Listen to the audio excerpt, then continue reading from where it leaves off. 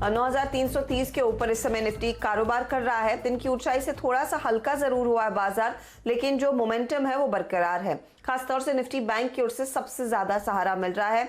ये index 350 point ऊपर कर रहा है कारोबार। तो अब तक के हाईलाइट सबसे पहले आपकी स्क्रीन पर लेकर आते हैं।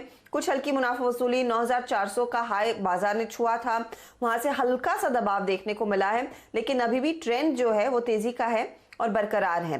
प्राइवेट बैंकों में आज हमने देखा एक अच्छी खासी तेजी, खास तौर से इंडसइंड बैंक नंबर्स के बाद इस स्टॉक को एक थम्स अप मिला, 10% ऊपर चढ़ा काउंटर।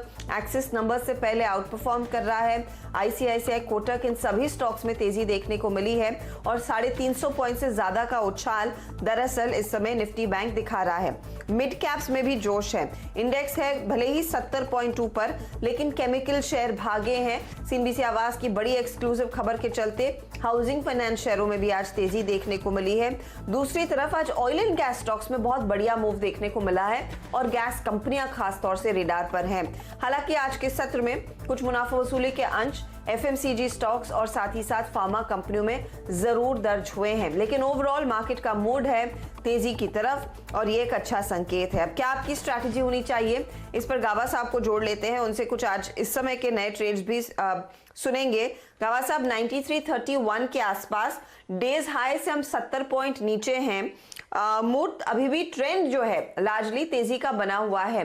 क्या इस समय आप निफ्टी या निफ्टी बैंक में नई तेजी की पोजीशन लेने के फेवर में हैं? जी हाँ, ऐसा मुझे लगता है, क्योंकि गिरावट तो हुई है लेकिन वो एब्जॉर्ब होगी। वीकनेस नहीं कह सकते, उसको हम कह सकते हैं शॉर्ट टर्म करेक्शन, लेकिन अपमूव ऑन है। अब तक बहुत अच्छी तेजी से निफ्टी अपमूव मिला और अब मेरे ख्याल से अब भी वो बरकरार है। मुझे लगता है शायद हायर लेवल्स पर क्लोजिंग हो, क्योंकि पुट कॉल देखें तो कॉल्स में थोड़ी ज्यादा गर्मी है, पुट्स में इतनी नहीं है।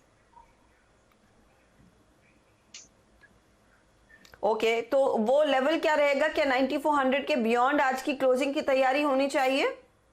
पॉसिबल है कि ऐसा हो सकता है, क्योंकि जो अब तक जो नजर आ रहा है उसके हिसाब से लगता है कि अपमूव तो ऑन है और हो सकता है 9350 9400 एक पॉसिबिलिटी है। तो 3 दिन की जो 3 घंटे की जो गिरावट हुई वो एब्जॉर्ब हो चुकी है, अपमूव अब भी ऑन है मुझे लगता है। ओके, तो ये फिलहाल अपमूव के लिए आप प्ले करें। 9400 भी आज फिर टेस्ट होने के चांसेस हैं सेकंड हाफ में। गावा साहब, आपने कौन से स्टॉक्स आइडेंटिफाई किए हैं? मिड लाइन किया है मैंने आज। सेफ्टी मार्जिन थोड़ा हाई है। एचडीएफसी मुझे ठीक नजर आता है। पॉसिबल है कि एचडीएफसी में अपमूव मिले और इसका जो टारगेट है ऑन द अपसाइड मुझे लगता है इसका करीब 1720 होना चाहिए। स्टॉक होगा 1650 का, तो एचडीएफसी में तेजी नजर आती है। और दूसरा स्टॉक जो अच्छा लगता है वो है महानगर गैस लिमिटेड।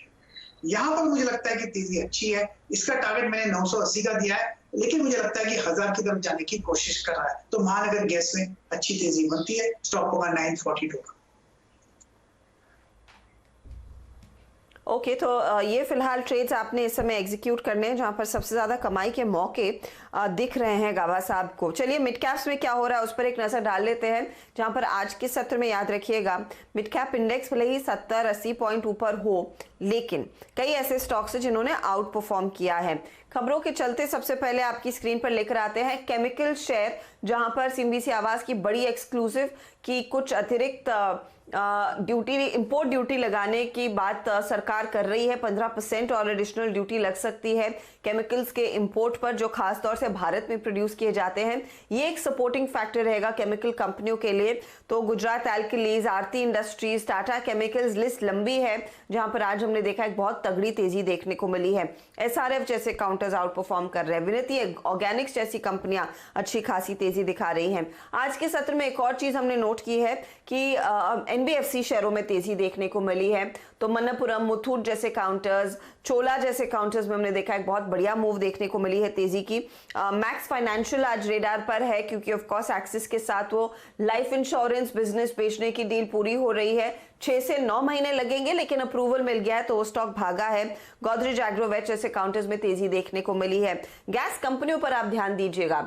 आईजीएल का जिक्र हम कल कर रहे थे सुबह में, जो एमएससीआई इंडेक्स में वेटेज इसका बढ़ेगा तो लगभग 1000 करोड़ का इनफ्लो इस स्टॉक के जरिए आता हुआ दिखाई देगा भारतीय बाजारों में, और वो इनफैक्ट आज फैक्टर इन बहुत बढ़िया तरीके से फिर से हो रहा है और इसका कुछ असर MGL, Adani gas and likes पर भी देखने को मिला है। तो ये फिलहाल मार्केट का मूव है। मुनाफा वसूली की तरफ कोलगेट है, निपॉन लाइफ है, ग्रेफाइट, ग्लेनमार्क जैसे स्टॉक्स भी दर्ज हुए हैं। नंबर्स का इंपैक्ट आप देख रहे हैं अदानी पावर के स्टॉक में, लेकिन आरबीएल में एक अच्छी खासी तेजी आज दर्ज हुई है। तो ये फिलहाल मार्केट की स्थिति है। कुछ मिड कैप स्टॉक्स पर इंडिविजुअल कॉल भी लूंगी, लेकिन आज की एक और बड़ी खबर है कि रिलायंस इंडस्ट्रीज देखिए एक बड़े पैमाने पर राइट्स इशू लेकर आएगा। 30 अप्रैल को यानी कि इस हफ्ते के अंत में ही आने वाले हैं नतीजे Q4 के। उसके साथ बोर्ड की बैठक होगी, राइट्स इशू पर भी विचार किया जाएगा और ये ठीक हो रहा है फेसबुक और जियो प्लेटफॉर्म्स की उस डील के साथ। तो इस समय बाजार में सबसे ज्यादा इसी बात की चर्चा है कि देखिए RIL जिस के मैनेजमेंट ने जो गोल रखा था कि अगले साल तक 0 डेट होंगे, उसके लिए बहुत बड़े कदम उठाए जा रहे हैं और इस पर्टिकुलर राइट्स इशू के जरिए एक बहुत बड़ी वैल्यू अनलॉकिंग की भी कहानी शुरू होने के आसार बनते हुए दिखाई देंगे। यतन हमारे साथ जुड़ गए हैं यही बताने के लिए कि किस तरह के फायदे देखने को मिलेंगे डीलिंग रूम में इस पर्टिकुलर राइट्स इशू को लेकर, और ऑफ कोर्स जियो प्लेटफॉर्म की जो डील है उसको लेकर क्या कुछ चर्चा हो रही है। यतन बताइए।